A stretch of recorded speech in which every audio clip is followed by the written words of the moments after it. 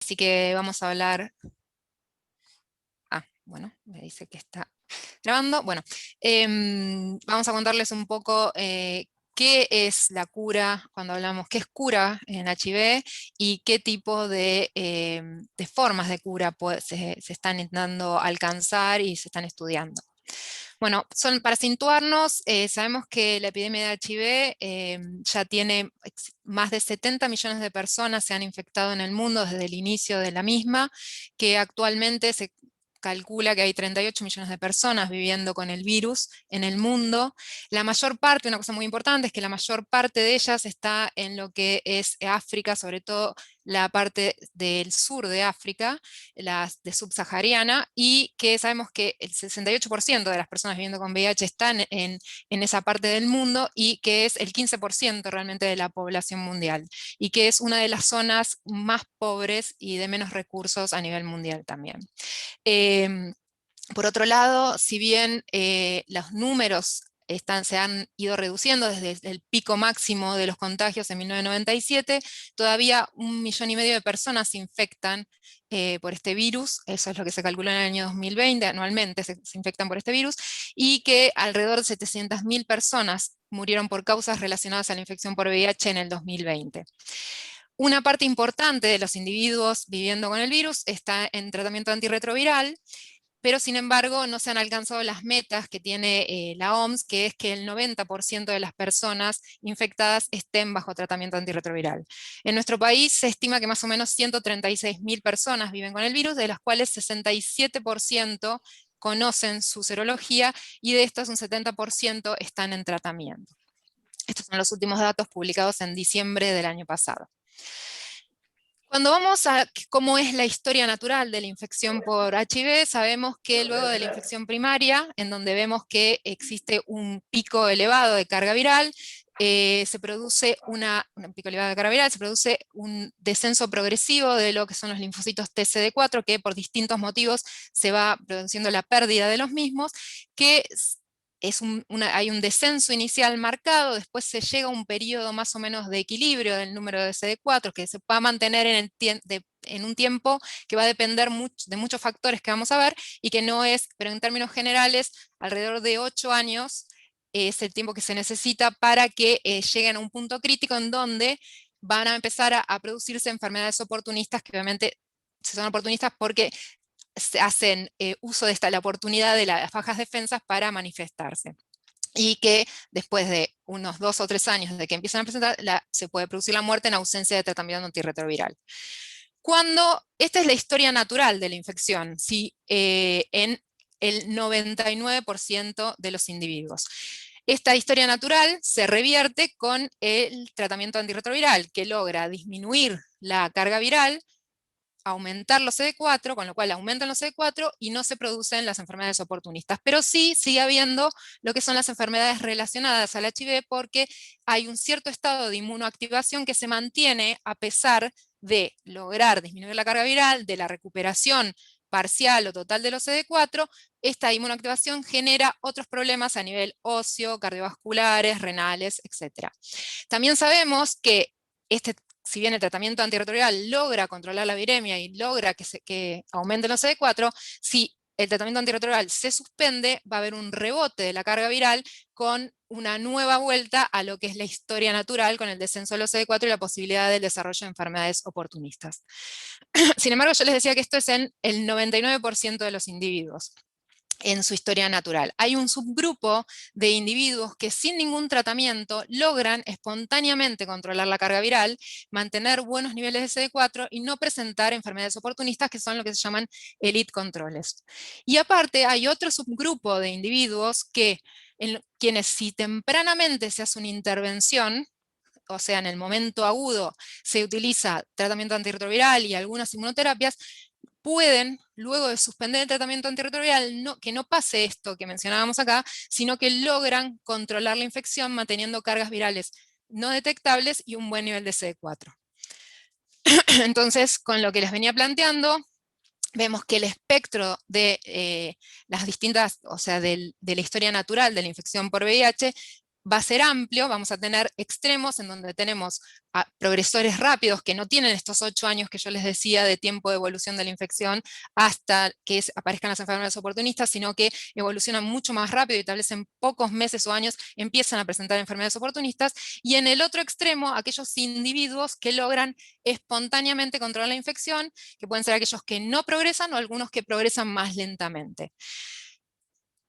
¿Qué es lo que sucede? ¿Por qué hay individuos que uno les inicia el tratamiento antirretroviral, o la mayor parte de los individuos se inicia el tratamiento antirretroviral, y cuando se lo suspendemos hay un rebote de la carga viral?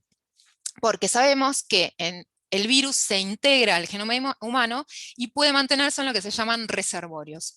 Cuando una persona no está tratada, vemos que hay virus circulante y también hay virus que se encuentra dentro de lo que son células que están en un estado quiescente, que son los reservorios latentes, que no producen viriones, pero que pueden ser activados ante distintos estímulos. El individuo bajo tratamiento antirretroviral no va a tener el virus circulante, pero sí va a tener estas células reservorios donde el virus está latente. Si nosotros suspendemos el tratamiento, lo que sucede es que estas células latentemente infectadas empiezan a tener replicación y a producir virus que va a ir circulando en el individuo. Estos reservorios que mencionábamos se establecen muy tempranamente dentro de la infección. En las primeras horas ya de que se produce el ingreso del virus al organismo, se van a empezar a establecer estos reservorios. Hay distintos sitios que se conocen, que son los más importantes, donde se encuentran estas células, y también hay células que son las que más se han documentado, que son las en donde el virus se encuentra en estado latente. Vemos que la mayor parte de las células donde está en estado latente son las células de memoria, en distintos, las de memoria efectora terminal, central, bueno, pero particularmente las células de memoria, también las T folicular helper y algunos macrófagos a nivel sobre todo de uretra. Lo que está marcado más en oscuro son los donde se ha demostrado in vivo que hay reservorios. Los otros son reservorios posibles, probables, pero que no hay una evidencia tan clara de que puedan realmente actuar cumpliendo esta función. En cuanto a los órganos, donde principalmente los vamos a encontrar, estas células latentemente infectadas, es en los tejidos linfáticos, tanto órganos como tejido ganglionar, también a nivel cerebral, también en lo que es la mucosa del tubo digestivo. Ese es uno de los principales lugares de reservorio. También podemos verlo en lo que es el tracto reproductivo y a nivel de sangre periférica. Estas células de memoria terminal, o de células de memoria, pueden estar circulando a nivel periférico. Sin embargo, por lo que venimos diciendo, sería casi imposible que una persona elimine los reservorios. Están ahí, están en múltiples lugares, y cuando se interrumpe el tratamiento, no volverían a estar en un estado de activación por distintos factores y producir virus competente. Sin embargo, en los últimos años, el doctor Fauci, que que se ha vuelto muy famoso por la epidemia de COVID, ya hablaba de que es posible la remisión de la infección por HIV en ausencia de tratamiento antirretroviral. Y esto se debe a distintos casos. Algunos casos son secundarios no a un control espontáneo de la infección, sino a un control de la infección luego de una intervención. Estos dos casos que mencionamos acá, uno es el paciente de Berlín y el otro es el paciente de Londres.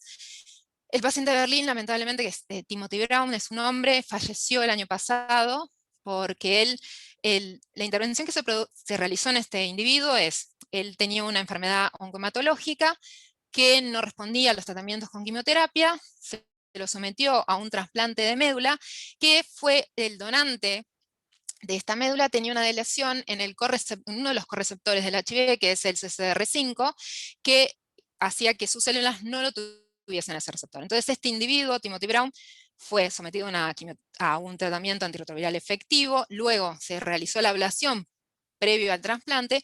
Cuando se le hace el trasplante de esta médula de este donante con esta deleción, no vuelve, unos meses recibe tratamiento antirretroviral, después se suspende y después nunca más vuelve a tener replicación viral, y nunca más en ninguno de estas células y órganos que les mencionaba se volvió a encontrar virus integrado de ninguna manera. No se pudieron encontrar ningún tipo de reservorios.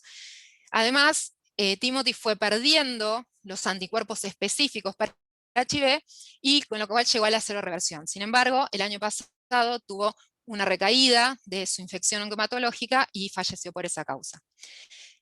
Este mismo procedimiento se ha intentado en muchos otros pacientes, obviamente siempre que tenga la necesidad, o sea, obviamente ustedes saben la morbimortalidad asociada a tener que realizar este tipo de trasplantes, pero hay individuos que lo requieren, y se ha intentado repetir la experiencia del paciente de Berlín. Se llama paciente de Berlín porque el tratamiento se realizó en Berlín.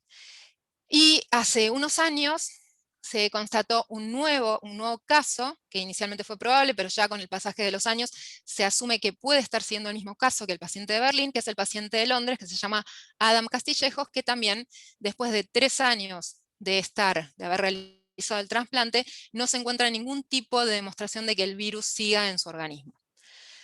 Estos son 2 casos donde hubo una intervención, y esto sería lo que vamos a ver más adelante, sería la cura esterilizante de la infección. Por otro lado, hace unos años también se presentó el caso de la paciente de San Francisco, que es una mujer que tiene más de 25 años de infección por VIH y que en el transcurso, durante todo su curso de la infección, nunca tuvo cargas virales detectables. Sí tiene serología positiva y Western blot compatible con infección, pero nunca tuvo cargas virales detectables. Esto vamos a ver qué es lo que se llamarían controladores de lead. Sin embargo, cuando ella se la empezó a estudiar, se empezaron a hacer estudios para buscar la presencia de reservorios, no se encontró ningún tipo de reservorio. Se estudiaron 1.5 billones de PBMC y también se han realizado biopsias de tubo digestivo y de ganglios y no se encontraron algunos segmentos de ARN viral, pero totalmente defectivos. Así que este fue uno de los casos que se planteó, uno de los primeros casos de cura espontánea de la infección. Ahora podríamos discutir si es una cura funcional o esterilizante, según las definiciones que después les voy a contar. Otros casos que empiezan a aparecer, este es el paciente de Buenos Aires, que no es el caso por el que me llamó Guillermo, sino es un caso de la doctora Isabel Casete, quien me prestó algunas de estas diapositivas. Esta es una mujer que tuvo en el año 1996 su diagnóstico de infección por HIV, que tiene una manifestación a nivel del sistema nervioso central que es muy difícil de filiar la causa por la cual estaba teniendo las manifestaciones a nivel neurológico. Ella se le hace una biopsia en ese momento, se le hace una serología de HIV que da positiva, con una carga viral detectable, con unos CD4 que estaban en alrededor de 200.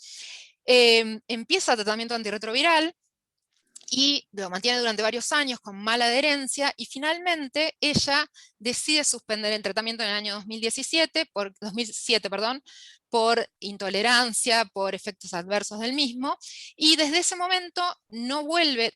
Tiene algunos momentos donde detectan carga viral detectable, pueden observar que hay carga viral detectable en plasma, y después empieza a tener cargas virales indetectables con un muy buen nivel de CD4.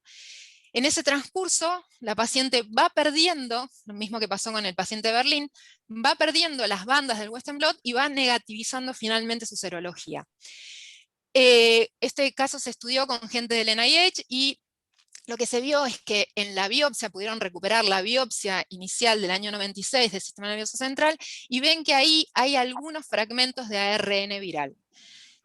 Con lo cual podría decirse con seguridad que esta persona estuvo infectada, además de que ha tenido cargas virales detectables a un nivel que no puede pensarse que haya sido un falso positivo. Es un caso muy particular, es un caso que hay que obviamente informarlo, pero que también no tiene que llevar a la suspensión del tratamiento antirretroviral por los individuos, porque es un caso único y muy particular.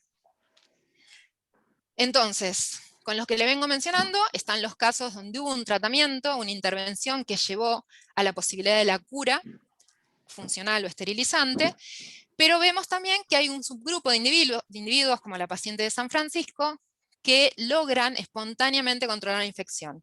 Y estos se llaman controladores de lead. Sabemos que los controladores de lead son menos del 1% de las personas viviendo con VIH, y que se caracterizan, ahora vamos a ver que la definición es bastante heterogénea, que hay muchas definiciones, pero en principio la mayor parte de las mismas consideran que el individuo tiene carga viral no detectable en ausencia de tratamiento antirretroviral. Como ven acá, este es un metaanálisis que busca todas las definiciones que están publicadas en la literatura sobre los distintos perfiles de control viral. Vemos que, por ejemplo, para elite controllers, hay al menos ellos encontraron 117 definiciones diferentes. Algunas toman el tiempo de evolución que tiene el individuo manteniendo cargas virales indetectables, otros consideran el nivel de CD4, todos consideran el nivel de carga viral, pero los niveles de carga viral que toman para decir que una persona es controlada de elite son diferentes. Algunos también consideran, digamos, si existen o no existe presencia de síntomas, y otros toman en cuenta, solo un 3%, por ejemplo, toma en cuenta la caída de la carga viral para definir que, sí, como parte de la definición de los controladores de elite. Vemos entonces que son distintos los parámetros que vamos a tomar en cuenta para definir si es un controlador de elite, si tiene presencia de virus. Podemos también considerar la presencia o no de reservorios dentro de la definición, que no está dentro de este cuadro, pero que también en otros contextos se utiliza, la duración del control de la infección, el tiempo que llevó hasta controlar la infección y distintos parámetros inmunológicos. Vemos también en este cuadro, en este gráfico, que son muchos los factores, tanto virales como del huésped, que pueden estar relacionados a llegar a este control, a esta posibilidad de ser un elite controller, y que no son los mismos en todos los individuos. No hay un solo factor que nos diga esto es lo que se asocia a poder controlar la infección espontáneamente. Y por último, dentro de esto, vemos que dentro de los elite controllers todavía se suma un punto más, que es los elite controllers excepcionales, y que se considera que son aquellos individuos que mantienen la carga viral indetectable, que no tienen sintomatología asociada a la infección por HIV, que tienen un buen nivel de CD4 y que además mantienen todas estas características por más de 25 años, que sería como el caso de la paciente de San Francisco, y que acá se suma también la evaluación de los reservorios, y mencionan que tienen reservorios, pero que no son funcionales, que estos reservorios están constituidos por un virus que es tan defectivo que no tiene capacidades de producir virus competente. Entonces, para sumar más a lo heterogéneo que son estos controladores de elite, vemos que mencionamos que hay controladores de elite naturales, espontáneos, que no han tenido ninguna intervención y logran el control de la infección, que son entre el 0,5 y el 1% de las personas infectadas, y también sabemos que hay controladores de elite que logran este control, como les mencionaba en la segunda diapositiva, a través de una intervención temprana, que tempranamente en el curso de la infección reciben tratamiento antirretroviral o algún tipo de terapia inmunomoduladora y logran, una vez suspendido el tratamiento, mantenerse con cargas virales indetectables. Esto se logra, si tomamos la totalidad de los individuos que son tratados tempranamente, en como máximo un 15% de ellos. Bueno, ahora sí, yendo al caso por el cual me convoca Guillermo, esta paciente es una paciente que se presenta al caso en la conferencia CROI, que es una de las conferencias más importantes asociadas a HIV, y que es un caso que venimos estudiando con gente de Harvard y del Instituto de MIT, que es la doctora Yuyu y el doctor Matías Lichterfeld. Ahora les voy a contar el caso, que después de la conferencia fue presentado en el Times y en The Guardian. La paciente, como ven, siempre se tiende a ponerle el nombre de la ciudad de donde es originaria. Esta paciente es originaria de la ciudad de Esperanza y por eso se llama paciente Esperanza. Es una chica de 32 años, que en el año 2011 ella tenía una serología negativa para HIV, y en el 2013, en el contexto de que su pareja se hace una serología y es positivo, ella también se realiza el estudio que le da una prueba de tamizaje, un ELISA positivo, y el Western blot solo tiene dos bandas, la banda P24 y la GP160-120. Ese mismo patrón se mantiene durante el tiempo de seguimiento, como ven hasta el año 2019, mantiene solo esas dos bandas, lo cual no es usual porque en el proceso, si bien ya con estas dos bandas uno puede hacer el diagnóstico confirmatorio de infección por HIV, generalmente se suman muchas otras bandas más para completar el Western blot. Entonces se puede decir que tiene un Western blot positivo, pero incompleto. Eh, Uno de los problemas que hubo inicialmente con esta chica es que como hay ciertos criterios de diagnóstico del Western blot, y en donde ella era atendida inicialmente, le habían dicho que no había seroconvertido totalmente y que no se le podía decir que ella estaba infectada, lo cual obviamente generaba un proceso de mucha angustia, y es por eso que después sus médicos y ella misma viene a consultar a nosotros a Buenos Aires. Su pareja se confirma el diagnóstico de infección por HIV para decir que obviamente hay una fuente clara por la cual, a partir de la cual ya se infectó. Esta persona tenía una carga viral elevada de 186.000 copias en el momento que se hace el diagnóstico y que todavía era pareja de ella, con unos CD4 alterados de menos de 200, y que finalmente él inicia el tratamiento antirretroviral, pero lo suspende y muere por causas asociadas al HIV. Bueno, aparte de el patrón de serología que esta chica presentaba, vemos que durante todo su seguimiento, desde marzo del 2013 hasta noviembre del 2020, nunca tuvo cargas virales detectables. Siempre tuvo por debajo del límite de detección, y además saben que ahora las técnicas de carga viral no solamente te dicen que está por debajo, sino te dicen si aparte, luego del umbral de cuantificación, pueden detectar virus. Y ella siempre tiene virus no detectable y no cuantificable. Aparte, mantiene muy buenos niveles de CD4 con una muy buena relación CD4-CD8. En este momento, que ven que inicia tratamiento antirretroviral, entre más o menos junio del 2000, no, un poco más, en septiembre de 2018 hasta marzo del 2019, es porque ella está embarazada, y si bien las posibilidades de que pudiese transmitir la infección a su bebé eran muy, muy bajas, nos pareció que lo más correcto, lo hemos discutido con los investigadores de Boston y otros médicos de acá, lo correcto era iniciar tratamiento antirretroviral para poder disminuir, digamos, para evitar la eventual transmisión a su bebé, lo cual era necesario. También ella se le impidió o se contraindicó la lactancia. Más allá de que podemos discutir si era necesario, si no era necesario, obviamente tuvimos que hacer lo que estuviese asociado con el menor riesgo posible. Entonces, sabíamos que tenía cargas virales no detectables, buenos niveles de CD4, tuvimos que avanzar hacia lo que era la evaluación de los reservorios virales. Inicialmente avanzamos con las técnicas que nosotros teníamos disponibles, que era la posibilidad de evaluar, esto lo hicimos también con el laboratorio de la doctora Sharon Lewin en Australia, evaluar lo que era el ADN asociado a células, el HIV integrado y no integrado, lo que es el ARN asociado a células en su forma en splice o múltiple splice, que son distintas formas que nos hablan de si el virus se está replicando o no, y la medición del ARN en plasma a copia única. Lo que pudimos ver es en los distintos ensayos que realizamos, estos que les estoy mencionando, en ninguno de ellos pudimos detectar ninguna secuencia viral. De ADN, de ARN, ni siquiera pudimos detectar a una copia ningún tipo de material genómico. Entonces, ahí es cuando progresamos a la evaluación de los reservorios en los institutos de Boston, en donde realizamos distintas técnicas, porque la verdad es que no hay una técnica estándar y única para evaluar los reservorios, y también tenemos que considerar que todas estas técnicas evalúan los reservorios a nivel de sangre periférica en general, lo cual, como ustedes vieron que hay otros lugares, por ejemplo el cerebro, a veces lo que está en sangre periférica no quiere decir sí o sí que es una demostración cabal de toda la posibilidad de reservorios que hay en el individuo, pero bueno, es la forma accesible que tenemos de hacerlo.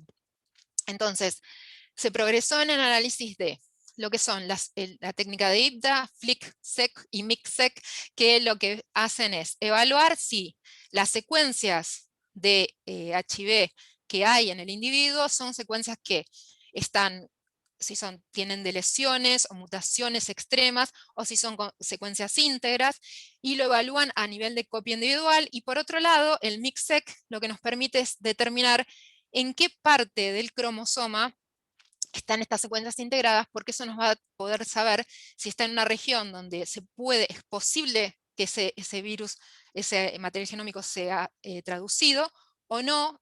Y por otro lado, podemos, esperen que, podemos evaluar también estimulando a las células que estamos, las células CD4, si estas células tienen virus que luego del estímulo puede producir virus competente.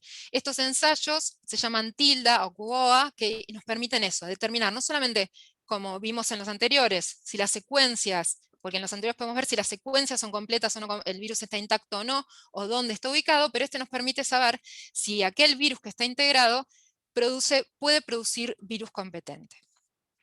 Entonces, lo que vemos es, si hay un virus defectivo, no se va a producir, no va a haber posibilidad de producir virus que pueda infectar. Si bien va a poder haber, a nivel de plasma, partes de ARN circulante, pero que no pueden producir infección ni daño, eso es lo que pasa cuando hay virus defectivo integrado, o puede haber virus intacto integrado, que eso sí va a producir viriones completos y con capacidad de generar daño. Esto es lo que se ve acá. Este no puede producir virus y este sí. Por otro lado, como les mencionaba, la localización es súper importante porque hay regiones donde el material genómico está en regiones donde está libre para poder ser transcripto y puede producir, en el caso de que sea un virus intacto, viriones competentes. Sin embargo, hay otros donde la cromatina está muy fuertemente empaquetada y eso no permite la posibilidad de transcripción, y entonces lleva a que, si bien puede haber virus intacto, no se pueden producir viriones, y esto es lo que se llama latencia profunda. En esta chica hicimos distintos tiempos de evaluación. Uno de ellos, el último que ven que hay muchísimos, casi 1000 millones de PBMC, fue a través de una leucaferes que se realizó en el Hospital de Clínicas, que lo hicimos con la doctora Alejandra Villadón y Penélope Arto, que fue en plena pandemia, así que fue todo un desafío lograrlo.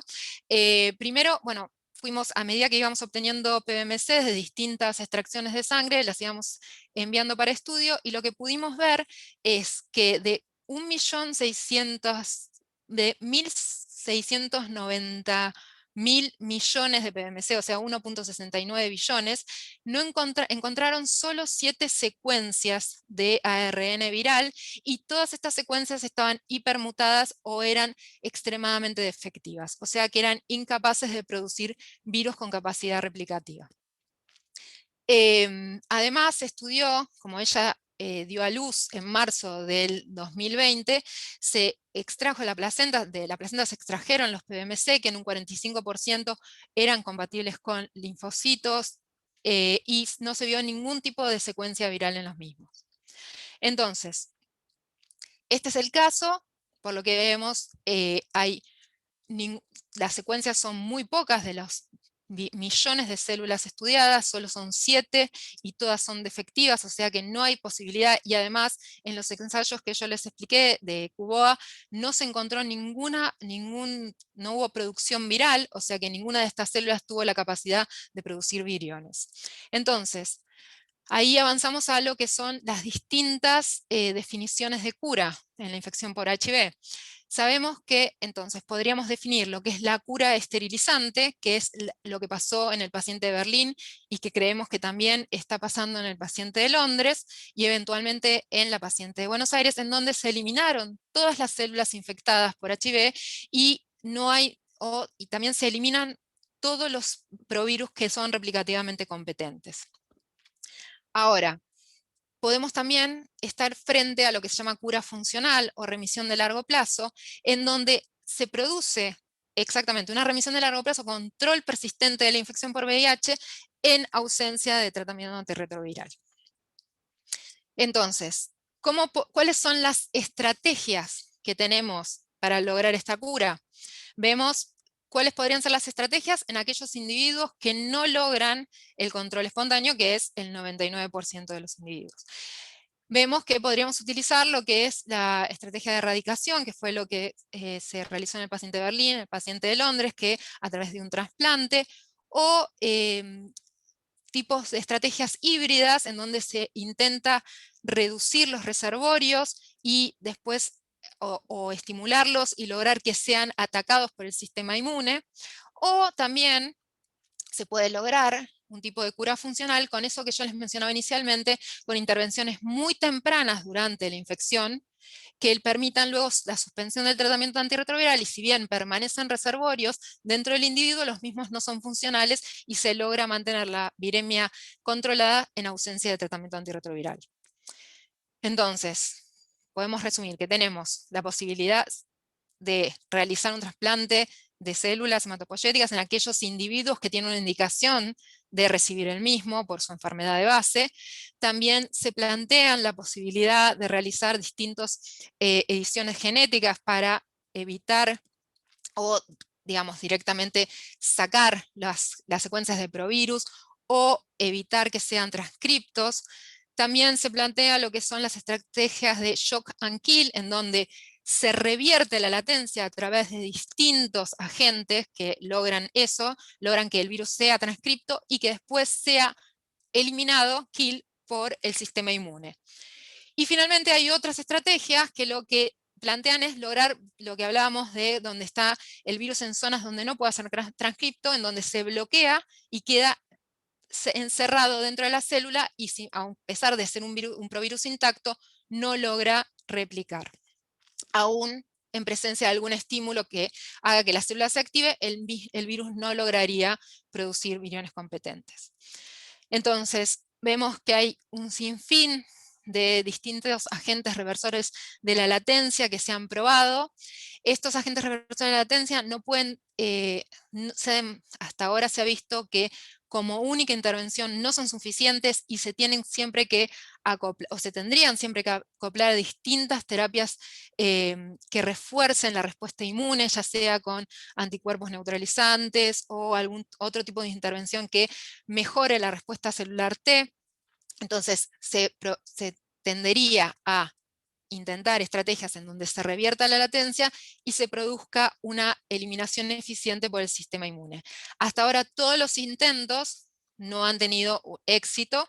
Se ha visto en algunos casos algún tipo de modulación en menos de los reservorios. Por ejemplo, sabemos que las células que tienen latentemente infectadas tienen mayor expresión de PD-1 y se vio que en algunos individuos HIV positivos que reciben tratamiento con anti-PD-1 por alguna neoplasia, por ejemplo, neoplasias a nivel pulmonar, tienen un menor nivel o cantidad de reservorios luego de haber recibido el tratamiento para su cáncer de base con inhibidores del PD-1. Así que es algo que abre una puerta a favor de poder utilizar estas intervenciones para disminuir el tamaño de los reservorios.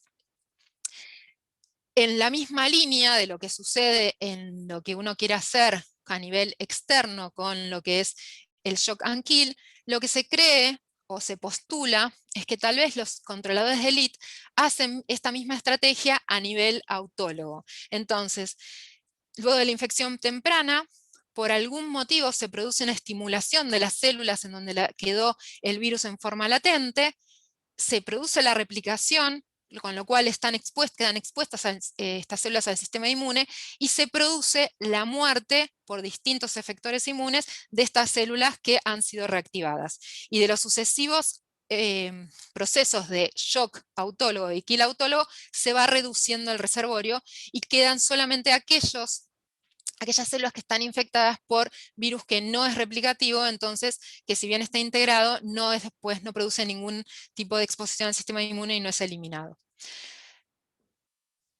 Lo que también puede, esto mismo que se puede producir, o que quedan virus solamente defectivos, o que aquellos virus que van quedan en esta latencia profunda en donde solamente permanecen en los reservorios, en células latentemente infectadas, aquellos en donde la cromatina está muy condensada y el virus no es transcripto. Entonces queda bloqueado y encerrado dentro de las células.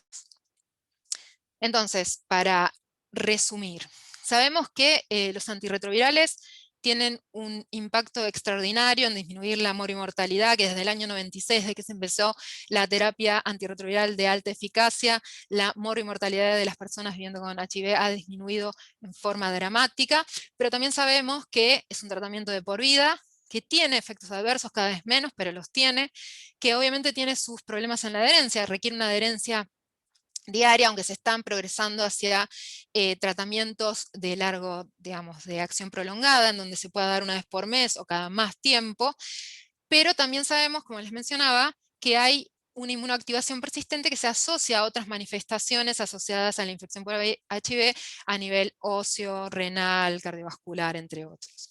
Además, los altos costos que tienen mantener estos programas de HIV, como mencioné en la primera diapositiva, la mayor parte de las personas viven en zonas de bajos recursos, con programas que cuestan que se mantengan y donde no hay acceso al tratamiento para todos los individuos.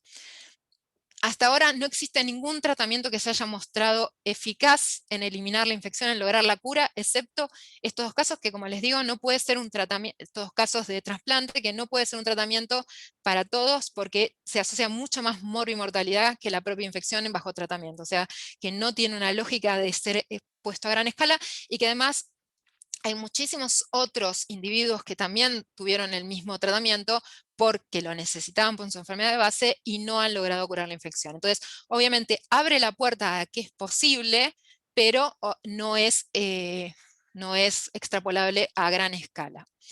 Y probablemente no vaya a haber un solo tratamiento para todos. Como vemos, hay individuos de aquellos que se les inicia tempranamente el tratamiento durante la infección y se le dan inmunomoduladores. Hay un subgrupo de individuos, que podríamos decir que máximo es el 15%, pero a veces es mucho menor, que logra después de esa intervención temprana controlar la infección. Otros individuos tal vez se favorezcan de ensayos donde se pueda revertir la latencia y mejorar la respuesta inmune para eliminar estas células, u otros podrán ir a estrategias en donde se bloquee al virus dentro de las células.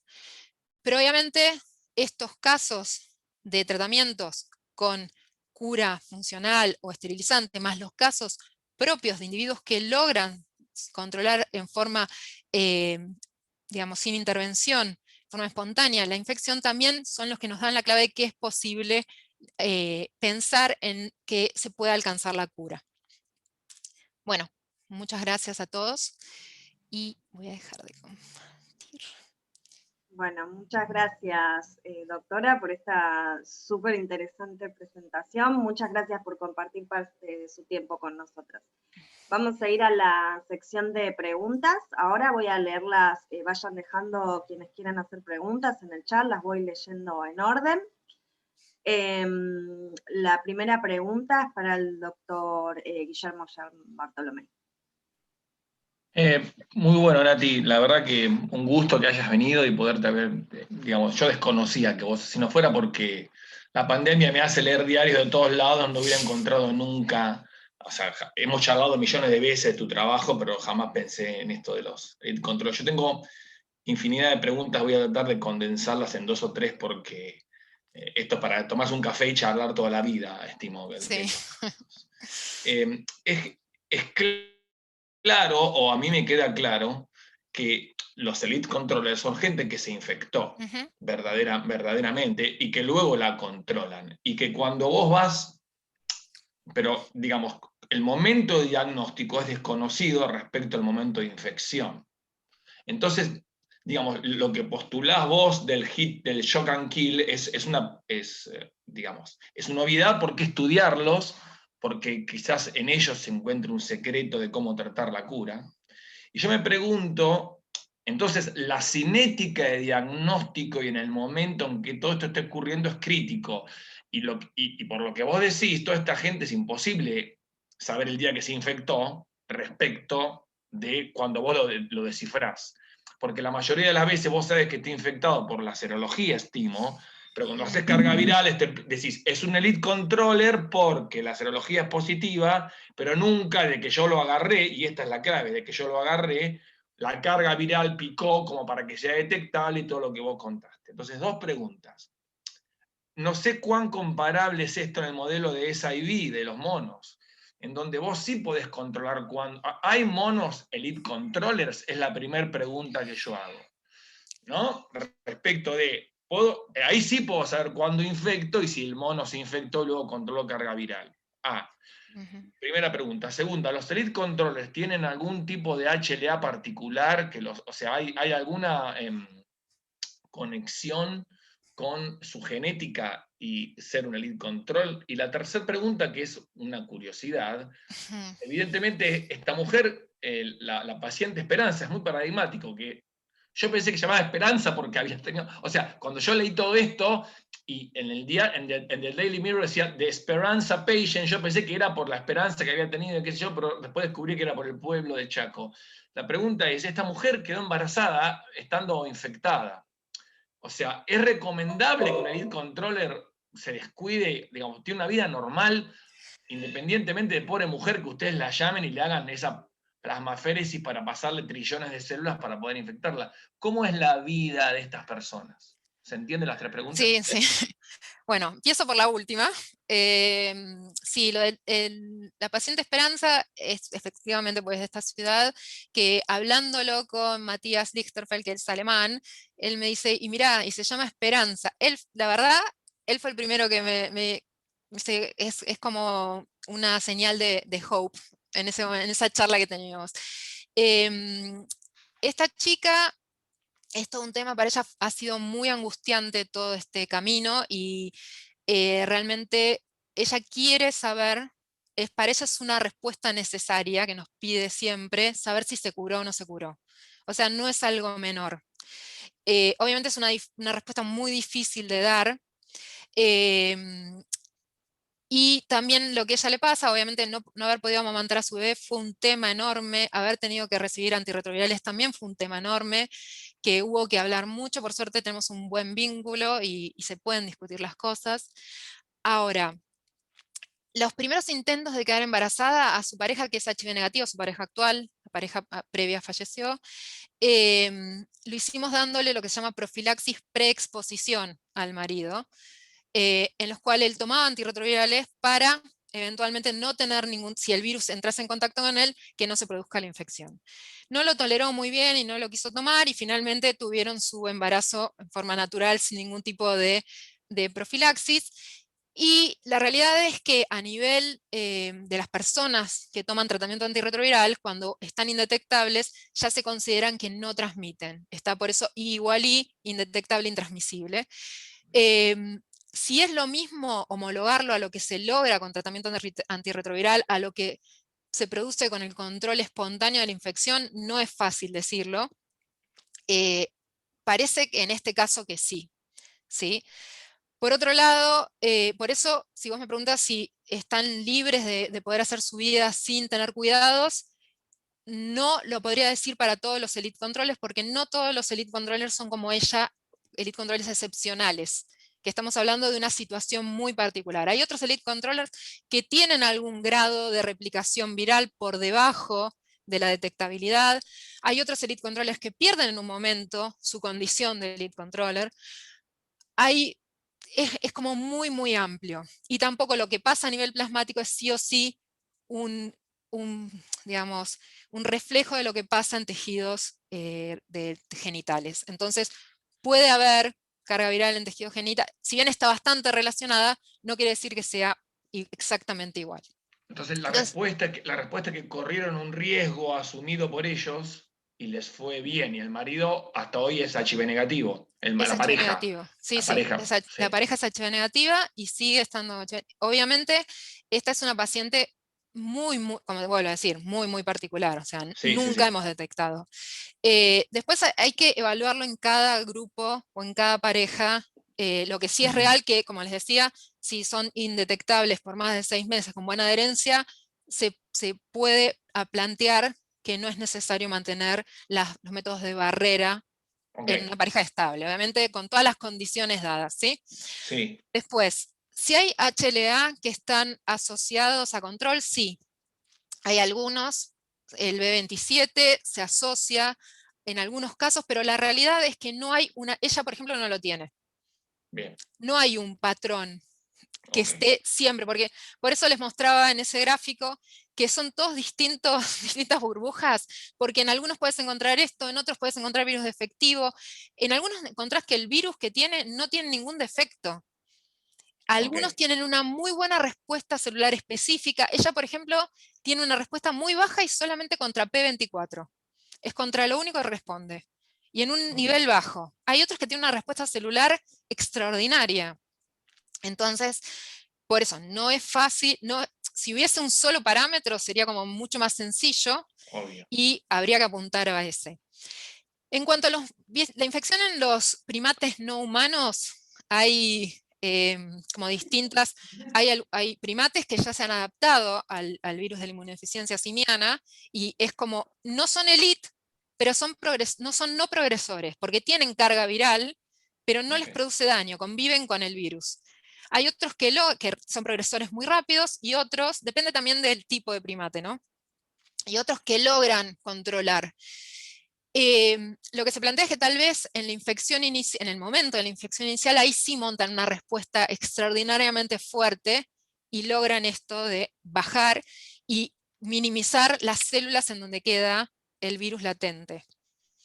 Esas podrían ser las posibilidades, que es lo mismo que se lograría con los controladores post-tratamiento, ¿no? Ok, Que vos, pero, sí, pero en ambos, digamos, los primates son, porque un progresor, un bajo progresor es diferente que un elite controller, ¿no? sí, Digamos. ujú. Entonces, no hay monos elite controllers, hay progresores buenos, digamos. Hay algunos monos elite controller, pero es como muy, muy, muy difícil. Además, viste que la vida media de los monos Sí, sí, sí. es diferente. Lo que quiero decir, pero Sí. en esos monos elite controllers, no se siguió qué pasó con la carga. ¿Se estudió en esos shock and kill o no? No, no, esto es una hipótesis de lo que es un modelo planteado por distintos grupos que trabajan en el tema de lo que puede estar pasando a nivel que podría tener una lógica. La realidad es que cuando se hacen, como les mencionaba, estos estudios en donde vos le das un reversor de la latencia y después algún tipo de estimulación de la respuesta inmune, no lográs en todos en forma consistente que se reduzca el reservorio ni que desaparezca. Y además, uno de los problemas que tienen estos ensayos es que ustedes saben que ahora el tratamiento antirretroviral se empieza y no se suspende, ¿sí? Porque sabes que... Entonces, estos ensayos implican interrupciones programadas del tratamiento, lo cual tiene un montón de condicionantes éticos y de falta de aceptabilidad que hace que no sea tan sencillo ponerlos en la práctica. Es más, hay un montón de trabajos y de grupos de estudio de cuál es la aceptabilidad de las interrupciones de tratamiento y qué individuos podrían participar de estos ensayos. Así que bueno, Bueno, gracias, ¿eh? no, de nada. Bueno, la siguiente pregunta la hace Mauricio. Ahí no te escucho. Estás muteado, Mauricio. Bueno, te felicito por el trabajo, la verdad que es un trabajo muy lindo y la verdad que me encantó mucho. Y yo aprovechando lo que habló el doctor Guillermo de la estrategia de shock, del shock and kill, que estaba de moda o sea, antes de la pandemia se hablaba mucho de algunas vacunas, de la shock and kill también. Ujú, Y parece una estrategia muy, bueno, perdón, yo no trabajo con HIV y todo más, pero parece una estrategia simple, ¿viste? Pero ujú. obviamente tiene sus percalces. Pero te pregunto, ¿cómo avanza esa estrategia? ¿Cómo está avanzando esa estrategia? Porque me parece una estrategia muy buena, pero Ujú. que, o sea, todavía no vemos muchas noticias más sobre ella. El tema principal, Mauricio, es que muchos de estos agentes reversores de la latencia son muy tóxicos. Entonces eso hace Ah, imposible. ok. Una cosa es que vos trates una enfermedad oncohematológica en donde el pronóstico es muy grave y que se necesita una intervención y que aún la toxicidad es aceptable, con estas drogas, y otra cosa es que trates una infección que tiene su tratamiento efectivo y que la logra controlar con drogas que tienen muchos efectos adversos, y que además, para que vos logres revertir la latencia de todas, tal vez lo tenés que dar por un periodo prolongado y en varias veces, entonces eso lo vuelve Una difícil. quimioterapia. Sería Claro, una pero una quimioterapia. quimioterapia en una persona es lo mismo que el trasplante. Si vos necesitas el trasplante Claro, porque tu enfermedad de base lo amerita y lo indica, se hace, pero nadie en su sano juicio haría un trasplante a alguien que no tiene una enfermedad oncohematológica, porque las claro. posibilidades de que te vaya mal son altísimas. Entonces, hasta ahora, este ha sido el interjuego difícil que no permite, y además porque como que tenés que suspender el tratamiento, vuelve a haber virus, vuelve a como establecerse los reservorios, volvés a tener que hacer este shock and kill. Entonces, obviamente también se plantea que con 70 años de terapia antirretroviral indetectable, los modelos matemáticos dicen que te curarías. Lo que pasa es que, bueno, o sea, sería un poco tarde, básicamente. 70 años es la expectativa de vida de la población, así que bueno. Claro. Entonces, Eh, bueno, obviamente que sí es interesante, pero no, y se le puso un montón de garra. Hay también, por ejemplo, agonistas de los Toll-like receptor, anti-PD1, digamos, modulación de NF-κB, distintos factores que podrían asociarse, los anti-PD1, como mencionaba, en los pacientes que se está viendo, justo aprovechan al paciente que lo tiene que recibir para poder hacer estas evaluaciones, pero bueno, sí, no. Por ahora, lamentablemente, lo cual no quiere decir que no lo sigan intentando. Es mucho más complicado, por ejemplo, los de Block. Los de Lock, esos me parece como más complicado lograrlo, o los sí. de editar genéticamente, porque obviamente cuando vos editás, tenés que estar muy seguro que solo estás editando lo que querés editar y no mucho más. O sea que ahí también entras en un Claro, campo. te iba a preguntar justo sobre eso, o sea, Mm, también el de usar CRISPR, el uso de mm, CRISPR también, ya que la sangre sería un paso fácil para usar CRISPR, porque mm, ya se usa en algunas enfermedades hematológicas, hasta en mm, cáncer también, para revertir algunas mutaciones. Yo sí. trabajo con genética, ¿no? Entonces Ujú. me interesa mucho esta parte. Y quería saber cómo está este tema No, del eso es lo que CRISPR. menos avanzado está, donde hay más dudas de la posibilidad de aplicarlo, y también porque no solamente es a nivel de, porque podés tener reservorios a nivel del sistema nervioso central, entonces obviamente implica, no es solamente a nivel de sangre periférica. Es Claro, más, una de las grandes críticas es que todas las evaluaciones se hacen a nivel de sangre periférica. Por suerte nosotros tuvimos la posibilidad de que nos colaborase el servicio de hemoterapia del hospital de ustedes con nosotros para hacer la leucoaféresis, y que esta chica se bancó todo y que está remotivada para hacerlo, pero imagínate que no le puedes hacer una leucoaféresis. claro. Acá me dice Guille. Pero Y, bueno, y la última pregunta, la verdad, para cerrar, es que no sí. mencionaste las gemelas que fueron editadas genéticamente para los receptores. ¿Qué te parece? ¿Qué te parece el Me tema? parece terrible lo que se hizo, básicamente, No, porque, sí, sí, sí.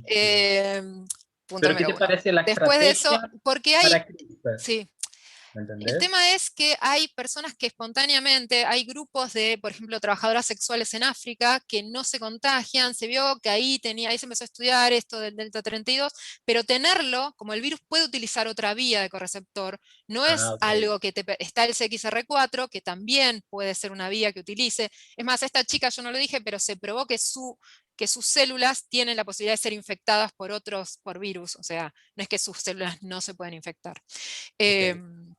Entonces no es una estrategia, no quiere decir que vos teniendo esta lesión no te vayas a infectar. Ah, ¿Sí? ok. Y además, obviamente que sabemos que el no tener CCR5 implica algo desde tu respuesta inmune, no es que es gratuito. ¿Sí? Claro, Ah, sí, sí, sí. ujú. Así que Bueno, bueno, muchas gracias. nada de nada. Bueno, y la siguiente pregunta la va a hacer el doctor Ariel Villotto. Bueno, Natalia, muchas gracias por tu charla, me pareció muy interesante. Tenía dos preguntitas. Ujú. La primera respecto a la paciente Esperanza, que vos dijiste que en todo momento tuvo carga viral no detectable. Eso es Sí, así, ¿no? Sí. sí, sí, sí. Sin embargo, vi que en los gráficos que mostraste figuraba un número de A copia. ver. Creo que informabas No, yo lo que, Escribías. sí, lo que No, ponía es... no entendí esa parte. es que es Porque, así, porque tenemos, por eso también les decía que las definiciones de los elite controllers tienen distintos puntos de corte. ¿Por qué? Porque las cargas virales, a medida que fueron progresando las nuevas técnicas, fueron mejorando el umbral de detección. Entonces, dice el umbral, esos son los puntos, los números que vos veías, el umbral de detección que tenía la técnica. Inicialmente usábamos técnicas que tenían un umbral de detección para la cuantificación de 50 copias, después las técnicas mejoraron, bajaron a 40 y después a 20. Entonces eso es lo que vos veías en los números, que es el umbral de detección de la técnica. a Después pesar, digamos, a pesar de haber aumentado la sensibilidad, seguía siendo detectable, en definitiva, sería. seguía siendo indetectable. Claro, seguía siendo Indetectable. Y además, como las nuevas técnicas lo que te permiten es, a partir de 20, por ejemplo, cuantificar, pero de 20 para 0, ponele, te permite detectar y no cuantificar. Te puede decir, hay ARN detectable, y en ella nunca hubo ARN detectable, además que mandamos a hacer esto en Vitaland, el ensayo a copia única, que se utilizan 15 mililitros de plasma para hacer ese ensayo, y tampoco detectaron nada. Así que perfecto. nunca tuvimos detección. Está bien. Y después otra pregunta más general respecto Sí. a todos los controladores de elite. Ujú. Si se sabe si tienen, o también por ahí están en este juego heterogéneo, digamos, pero si se sabe algo respecto a los títulos de anticuerpos, si tienen títulos más bajos, si con el tiempo digamos, se negativizan los títulos de anticuerpos, si tienen alguna característica cualitativa diferencial en la respuesta humoral. Algunos de estos, como por eso dentro del gran espectro, algunos tienen anticuerpos neutralizantes muy potentes, otros no se ve esta característica. En cuanto a su serología, hay algunos como esta chica, como la paciente Esperanza, que no completan, o sea, no han generado anticuerpos contra todas las bandas, tal vez porque no ha estado expuesto el suficiente tiempo a todas las proteínas virales, pero otros tienen el patrón completo. Tengo otra paciente que está infectada hace 20 años, ella tiene una relación CD4-CD8 de 2.3, está siempre indetectable, está espléndida, pero ella tiene todas las bandas, y a ella en los reservorios virales, ahí en el instituto del MIT, sí detectaron virus competente. Entonces, por eso te digo, el patrón de respuesta de humoral y de anticuerpos no es homogéneo Tampoco es entre... homogéneo. También. No, Perfecto. ni siquiera Muchas gracias. tampoco en esto de que puedas decir tal patrón de banda se asocia. Nosotros nosotros tenemos una cohorte de unos 15 individuos elite controller y no encontramos un patrón de tienen menos bandas en el Western blot. Algunos sí y otros lo tienen completos. Y como le comentaba Guille, algunos individuos pierden esta condición de elite. Entonces digamos, es opinión de expertos y algunas tendencias que dicen que hay que tratarlos igualmente. ¿Sí? Y es más, nosotros teníamos un paciente en el Hospital Fernández que él estaba siempre con cargas indetectables, pero siempre tenía plaquetopenia, llevaba a niveles extremos de plaquetopenia. El grupo de María Ávila y Daniel Rabinovich estudió, y Noé García, estudiaron partículas virales pegadas a eritrocitos y veían que este individuo tenía, si bien teníamos carga indetectable, en el eritrocito podíamos ver partículas virales. Decidimos iniciar el tratamiento antirretroviral y normalizó las plaquetas. O sea que en algún punto, por debajo de los límites de detección, que no se le hizo todos los estudios, porque esto era antes de que nosotros tuviéramos disponibilidad de todas estas técnicas, él tenía una leve viremia que generaba este daño secundario a nivel de plaquetas, que es uno de los posibles efectos hematológicos que tiene la infección por HIV. Entonces, por eso te digo, como es heterogéneo, es un grupo muy, muy heterogéneo que parte de esto que les mostraba, me pareció interesante mostrarles las miles de definiciones que tienen, porque son muy diferentes entre sí. Muchas gracias. No. Sí, es una enfermedad muy heterogénea, ¿no? Por lo que contás. Hmm. Porque parece que, o sea, que tiene muchas facetas, ¿no? Entonces parece difícil pensar una estrategia, o sea, una estrategia en particular para curarlo, ¿no? Totalmente. Bueno, Sí. perdón. Sí. No, No, que una de las, en muchas de las revisiones del tema lo que dicen es que no va a haber una estrategia para todos, como fit all, esta es en general lo que se pone en las publicaciones en inglés.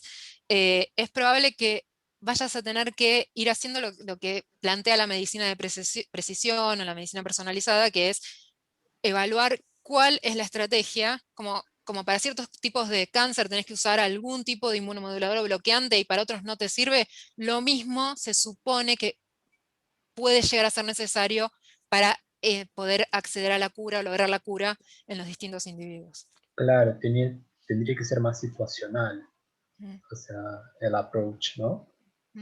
Porque, o sea, tendría que evaluar la genotipaje del virus, por otro lado también, o sea, la respuesta del paciente, el genotipo del paciente, cómo el paciente se manifiesta, o sea, respecto al virus, y con eso plantear estrategias de cura, pero estrategias, ¿no? Yo pensé Sí. que con una estrategia sería eficiente, pero después de tu charla parece que tendría que ser como una quimioterapia. ¿Se entiende? Sí, o como un tratamiento con biológicos, probablemente, Claro. ¿no? Como No, que digo va a depender de muchos quimioterapia, factores. Sí. claro, que sea algo progresivo y que no sea algo único. Como yo pensaba en el CRISPR, apostaba mucho en el CRISPR, pero... Bueno, puede ser, ¿eh? Yo todavía no, pero nadie dice que en el futuro todavía es lo que más atrasado está. Bueno, hay unas preguntitas más y vamos cerrando.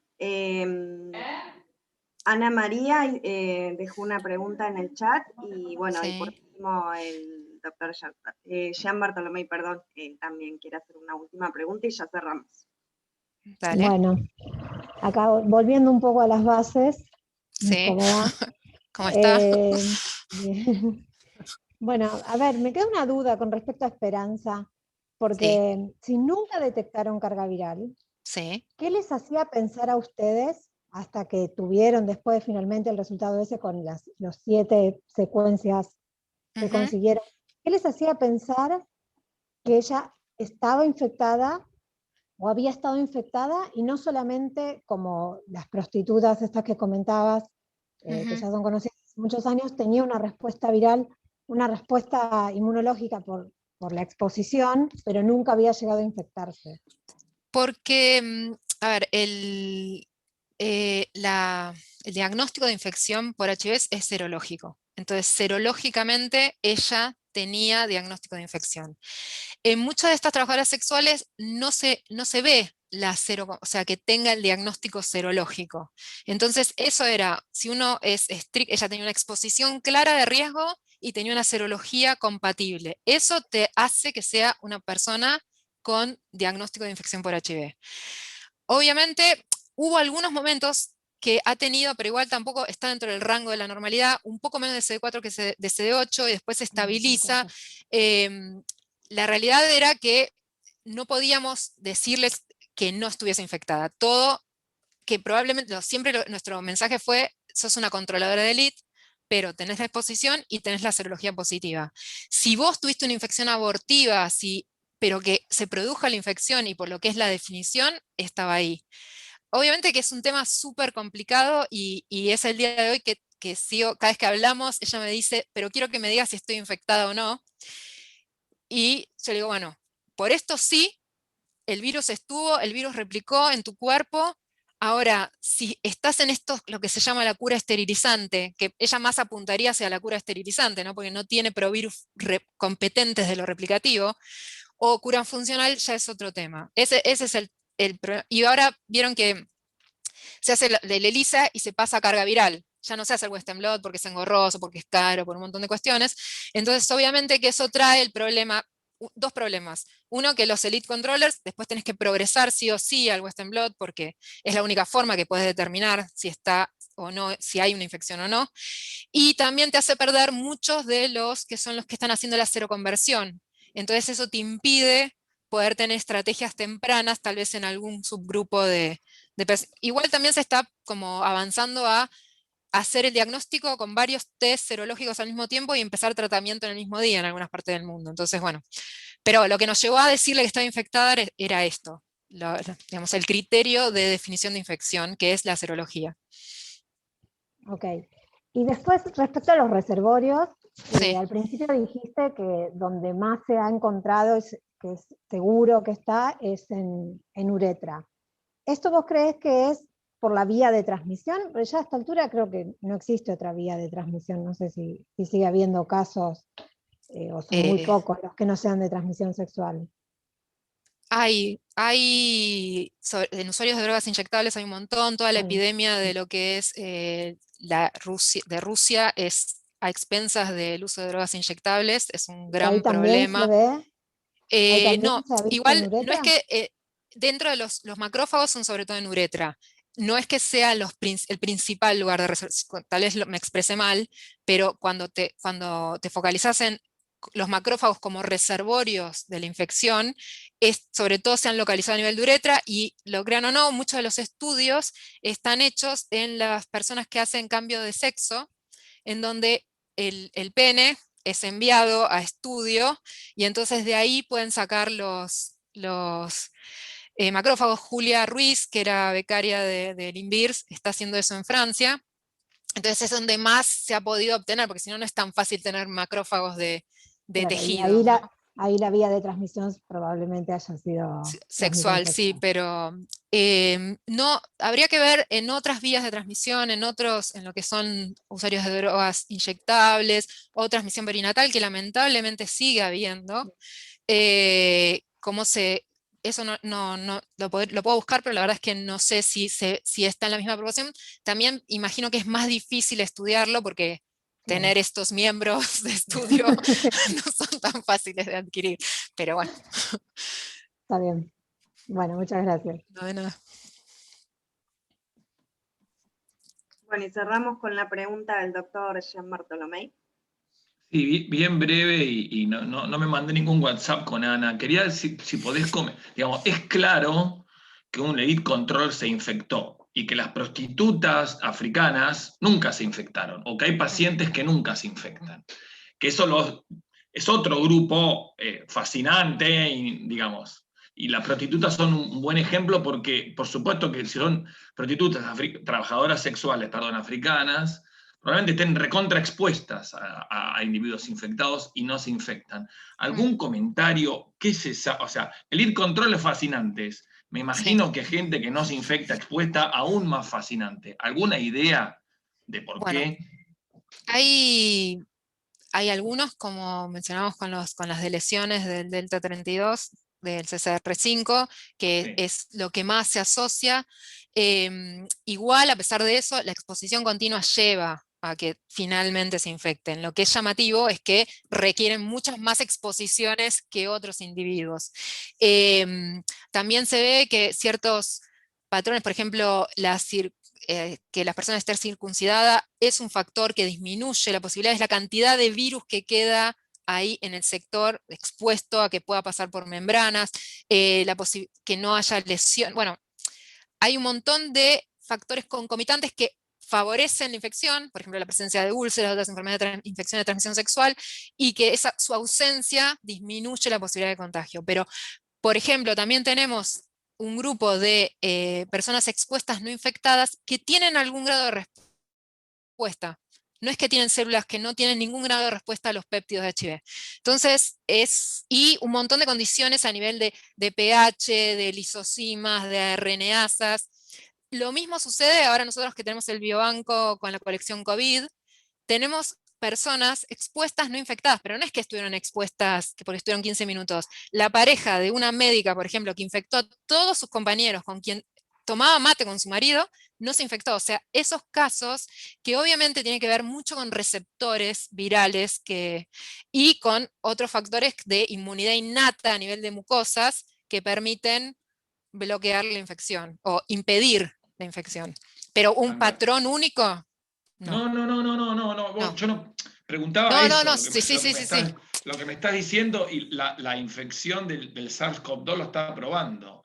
Digamos, heterogeneidad del receptor ACE, qué sé yo, hay millones de... Y receptores de HIV lo mismo, digamos, no vas a secuenciar a todas las personas. Bueno, Nati, gracias por tu seminario. ¿Sí? No, de nada. Bueno, muchas gracias por la invitación. No, por favor, muchas gracias a la doctora y a todos quienes participaron y quienes se quedaron hasta aquí. Y bueno, damos por finalizado el seminario. No sé si alguien quiere decir algo más. Si no, nos vemos la próxima. Dale, suerte. Chao, hasta luego. Chao, gracias. Natalia. Chao. Chao, hasta luego.